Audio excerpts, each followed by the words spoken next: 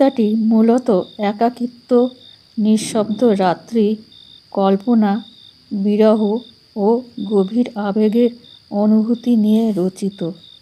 রাতে যখন ঘুম আসে না, তখন মন নিঝুম অন্ধকারে কল্পনা ও স্বপ্নের জাল বুনতে থাকে। ভালোবাসার দূরত্ব ও প্রাপ্তির অনিশ্চয়তা এক ধরনের মধুর যন্ত্রণা সৃষ্টি করে। যদিও প্রিয়জনকে পাওয়া নাও যেতে পারে, তারপরও তার উপস্থিতি মনোজগতে রাজত্ব করে। অবচেতন মনে সে ভালোবাসার রঙের ছোঁয়ায় একটি পূর্ণতা ছবি আঁকে। শেষ পর্যন্ত এই গোপন বিরহ, কষ্ট আর অনুভূতির মিশ্রণেই একাকী জীবনের সঙ্গী হয়ে থাকে।